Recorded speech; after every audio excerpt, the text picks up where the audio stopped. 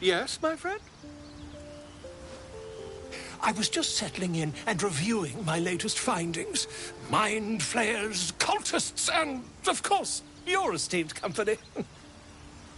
Finding is my job, my friend. If there's anything in the world worth knowing, I assure you, I do. Why, I'm practically an expert. They've tentacles, you know. Quite shocking. The druid Halson had some kind of mind flare specimen in a jar in his quarters. A replica, no doubt, but truly fascinating to see up close. Here, on the Sword Coast. Impossible. That can't be.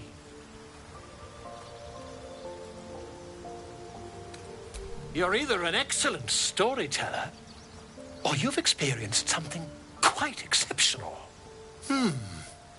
Tell me, have you noticed any residual psionic malaise since the alleged encounter?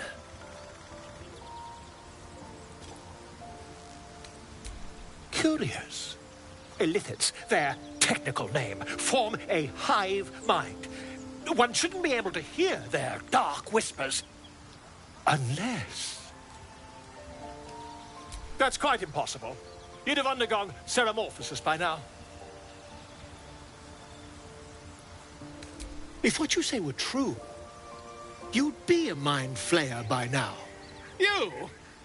Infected by a mind flayer? Ridiculous. Isn't it?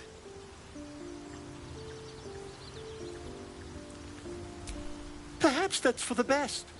I'd be irresponsible not to debunk such a strange claim.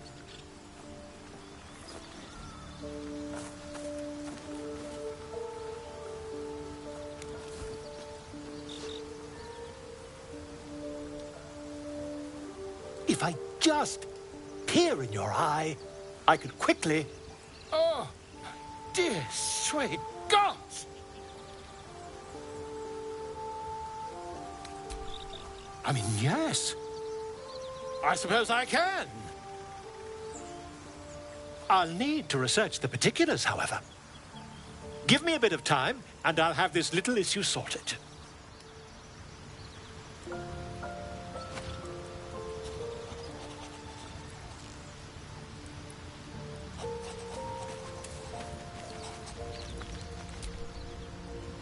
Go ahead.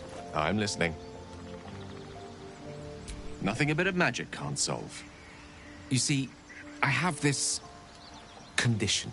Very different from the parasite we share, but just as deadly.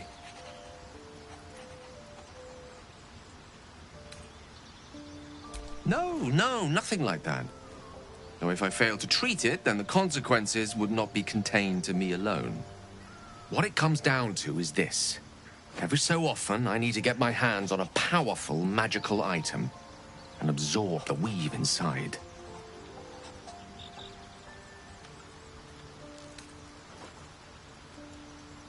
Oh, staffs, tomes, cowls. The form doesn't matter, so long as it's brimming with weave. It's been days since I last consumed an artifact, since before we were abducted. It is time, and by that I mean it's imperative that I find and consume strands of weave at the earliest possible juncture.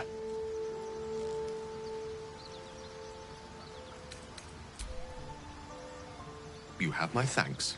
And fear not. Your implicit trust is well placed and will be rewarded with any and all means at my disposal. As luck would have it, you're already primed to give me exactly what I need.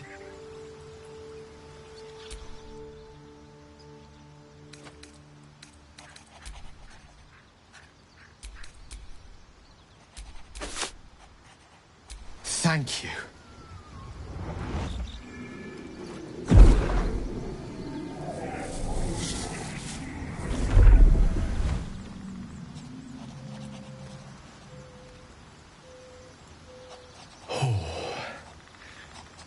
That hit the spot. I can feel it work. The magic, it's like a lullaby that sings to sleep the demon inside. A metaphorical demon, I haste to point out, but no less dangerous. And no less bound to wake up again to continue its ravages. Such is the nature of all monsters.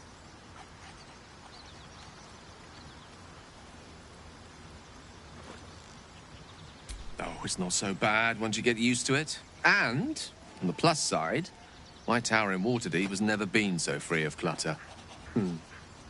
Sincerely, though, I understand I ask a lot from you with few answers in return. But in time, all will be told.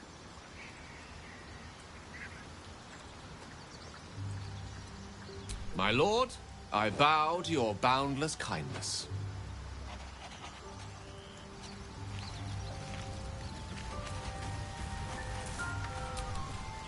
Gale slurped that thing up like a horse with a carrot. I hope he got what he needed from it.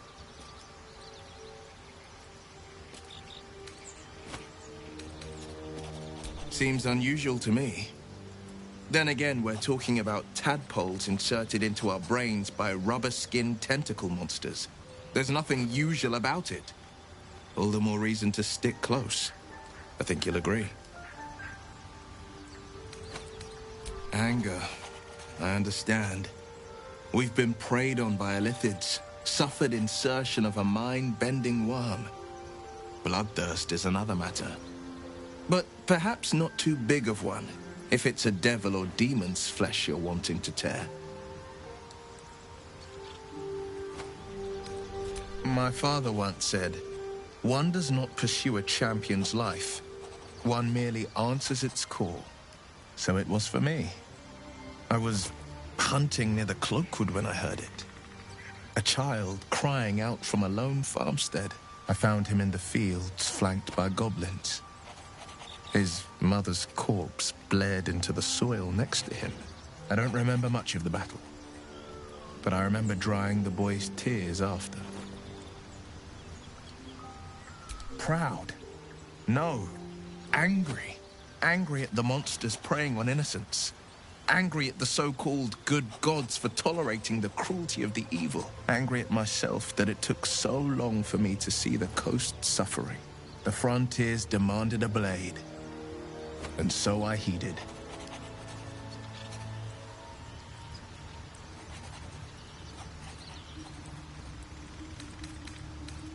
And it's nice to meet someone of your talents.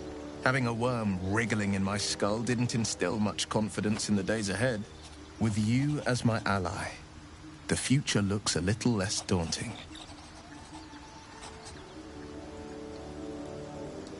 Karlach's fires raged in Baldur's Gate before she escaped to Avernus, as my source told it, and she was planning to return. One of the archdevils Ariel's own, chaos incarnate, a devil with pure fire for a heart. I made my way to Avernus to stop her. She fled from my reach, even climbed aboard the Mind Flayer ship as it screeched through the hells. I followed in close pursuit. I can't bear to imagine the lives Karlach might be taking, the damage she might be doing.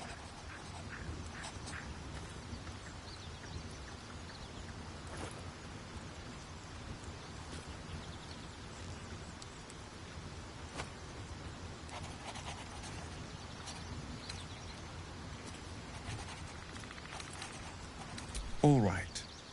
What else is on your mind? A most vicious one, in fact. It's made from pure bloodstone, carved from the Galena Mountains just north of the Moonsea.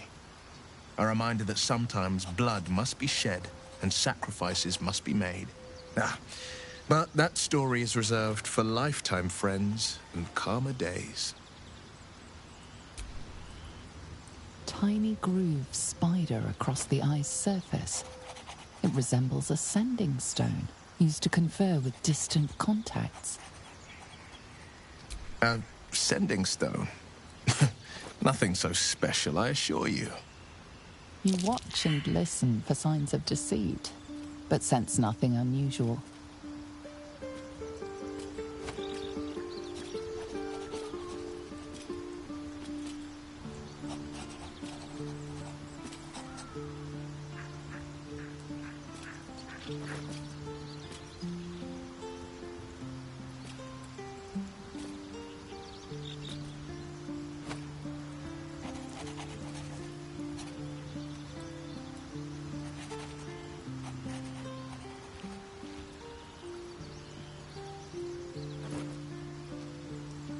Sorry, but there's no room for me.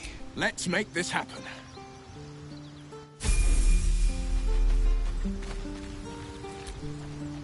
How can I help?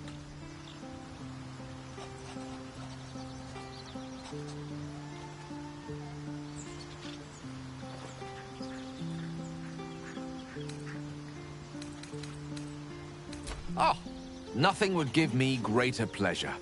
Which of our esteemed company am I? Wonderful. Lead on, then.